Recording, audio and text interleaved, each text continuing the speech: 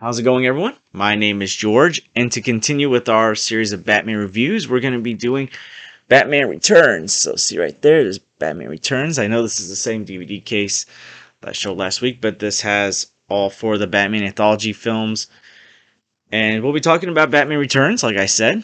Once again, directed by Tim Burton. Once again, starring Michael Keaton as Bruce Wayne, aka Batman, in his second and what we originally thought to be his last Batman appearance until we found out he's gonna be in the Flash later this year, and also Batgirl later this year. Batgirl, by the way, is confirmed now for December 2022, so we get to see Keaton return in not one but two films this year. Of course, that's an HBO Max film, so you need HBO Max to watch it. Also in this film, we got Danny DeVito as Oswald Copperpot, aka the Penguin, and Michelle Pfeiffer as Selina Kyle, aka Catwoman, and Christopher Walken as an original character named Max Schreck. And basically, this delves into the origins of the Penguin, how he was born, how his family threw him into the Gotham sewers, and how him and the circus gang have these plans for Gotham, from using Max Schreck to run for mayor to get more power, and then later in the film trying to kill all the firstborns of Gotham City, as well as the origins of Catwoman, where Max Schreck pushes her out a window thinking she's dead, but in reality she comes back to life and becomes Catwoman. And this is the Batman film where Tim Burton was given a lot more control over. Basically, apparently the story was that he was originally not going to come back for another film, but the studio gave him more money, a new writer, and more creative freedom. And he went all out more in this film. This definitely feels more like a Tim Burton film than a Batman film, which I don't hate because I love Tim Burton films, especially in the late 80s, early 90s. This was also around the time when he was making films like Edward Scissorhands and The Nightmare Before Christmas. And this is a movie that takes place during Christmas, so it's got that Christmas feel to it, and I love that Christmas feel that Burton kind of brings. It's a very, dark, mysterious kind of Christmas vibe. Now, I think Batman Returns does improve on certain things from the first film. I feel like we got more Michael Keaton as Batman in this film. I think the action and special effects improved. I also think that all three villains work very well in this film. Of course, I do have some of my criticisms with the Penguin, but before I get more into the Penguin, I do think Michelle Pfeiffer as Catwoman is amazing. I think she's the best live-action Catwoman we've gotten, and I love what Anne Hathaway did with the role in The Dark Knight Rises, but I think Michelle Pfeiffer, what she did with the role was something very special and very unique as well. And I can't wait to see what Zoe Kravitz does as Catwoman in The Batman, by the way. Christopher Walken as Max Schreck is like the original character that was created in this film, and he's basically this wealthy industrialist, but he does very shady stuff to get what he wants, and he's trying to use having Oswald Copperpot run for mayor to get what he wants, and also he's not afraid to kill people who are onto his schemes. But yeah, I really enjoy this character. And just on the line delivery, it was very Christopher Walken-ish. In one part, he's like, Bruce Wayne, why are you dressed up like Batman? Stuff like that only Christopher Walken can pull off. But yeah, I think Catwoman's great in this film. I think Michelle Pfeiffer and Michael Keaton have great chemistry in this film. I actually prefer their chemistry over the chemistry Michael Keaton had with Kim Basinger. Keaton's still great as always. I think they did a little bit more with his Bruce Wayne this film than they did in the previous film.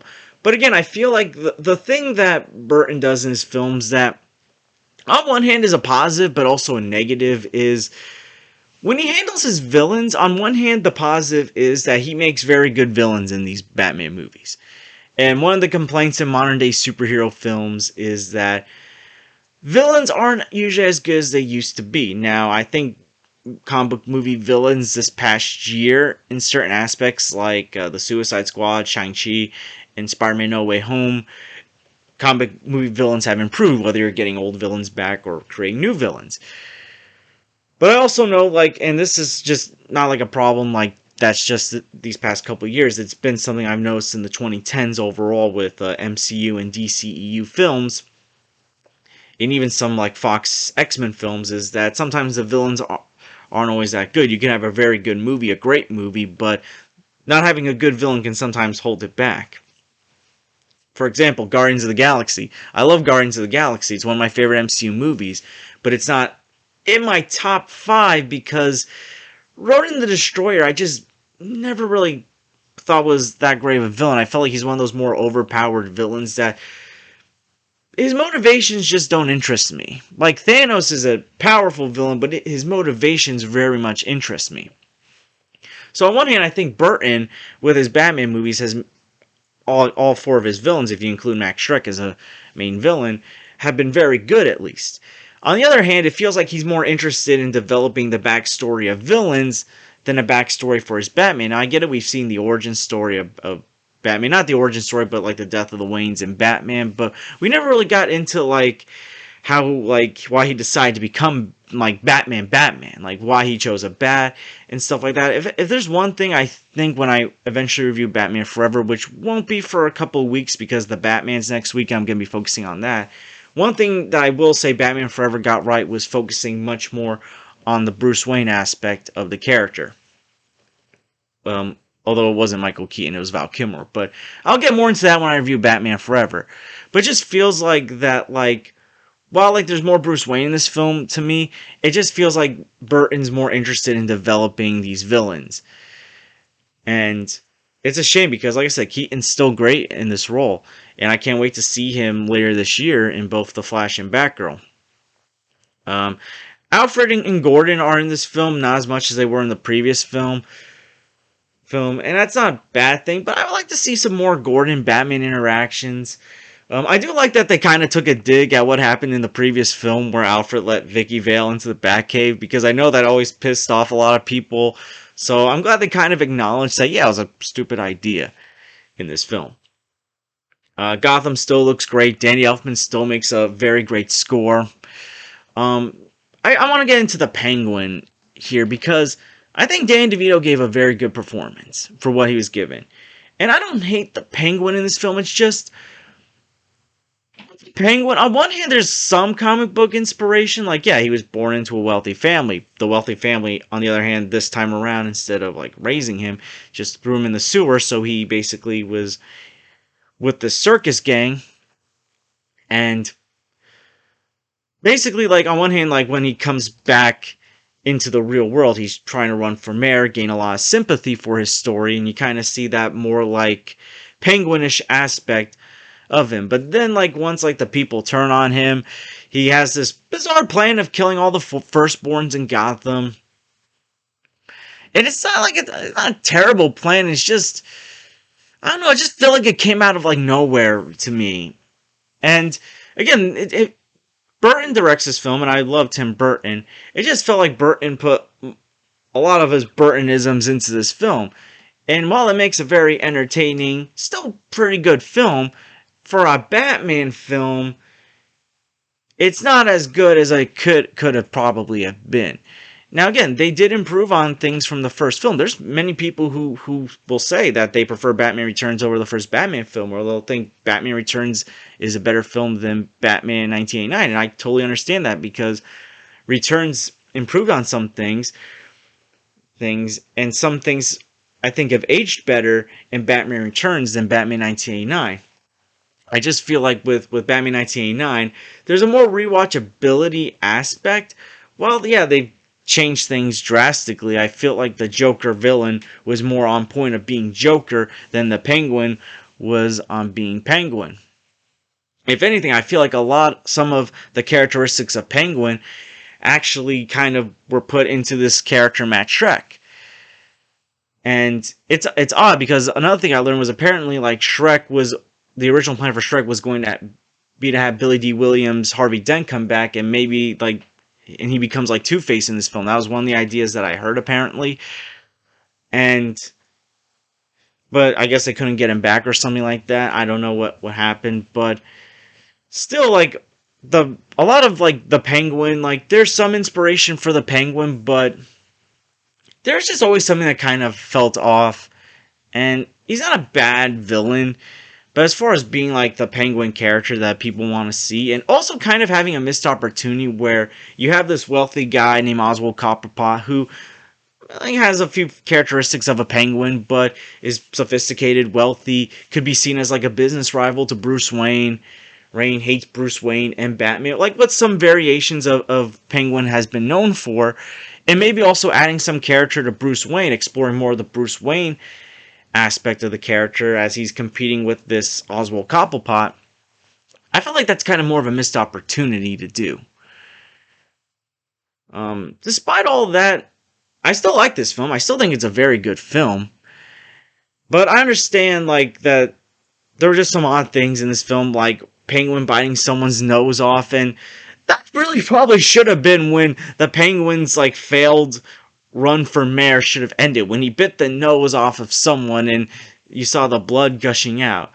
Like really, that should have been like the moment where someone was like, hey, maybe having this dude that is just recently coming into society with like no like real social skills that seems a bit shady is not a good idea. No, instead they wait for him to have a recording where he's insulting the people of Gotham play. Also, Matt Shrek's death is very graphic. So Selena Kyle has it out for Shrek, and basically she uses most of her life. She's using like her 7th or 8th life, because cats have 9 lives, to basically kill Matt Shrek. And at first you're wondering, is Selena Kyle dead? But at the end, where we see Bruce trying to find her, and he finds her cat, we see like Selena Kyle like raising her head up as the bat signal goes on. And apparently there were plans to do a Catwoman spinoff that never got made. Apparently, is that like how we got the Catwoman film from 2004 starring Halle Berry? That's awful. Who knows? All in all, it sounds like I've been complaining a lot about Batman Returns, but in all honesty, I enjoy this film a lot. As far as a Tim Burton film goes, it's great for Tim Burton. For Batman, it feels more Tim Burton than Batman to me. And I know what people are going to say about my complaint about the villains, but didn't the Nolan films have iconic villains? Yeah, but the Nolan films at least still focused enough on Bruce Wayne and Batman as a character. Sure. Now, yeah, Heath Ledger outshined everyone in The Dark Knight, but at least you can still make the claim that, they still focused in on the Bruce Wayne character in The Dark Knight. How he thinks that the day that he no longer needs to be Batman is coming up. How he wants to spend the rest of his life with Rachel, how heartbroken he is about that, how Joker's pushing him to the limits. They're still exploring the Bruce Wayne character in The Dark Knight, even though you have a villain outshining him. It just feels like with Batman and Batman Returns, the attention and development is more so focused on the villains than Batman. But despite all that, I still like this film a lot.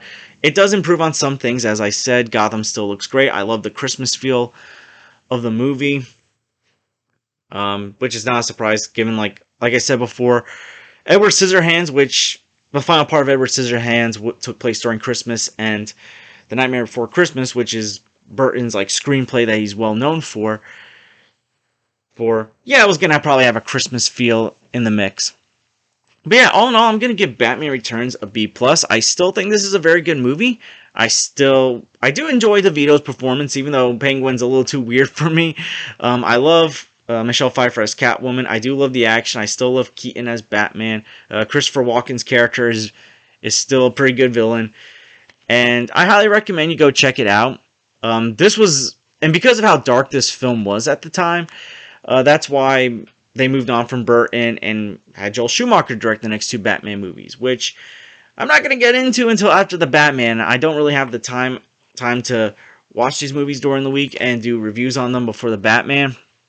So after the Batman, I'll cover those 2 movies. But yeah, what are your guys' thoughts on Batman Returns? Do you love it? Do you hate it? Is this your favorite Batman movie? Do you prefer this over Batman 1989? And are you excited to see Michael Keaton return as Batman in The Flash and Batgirl?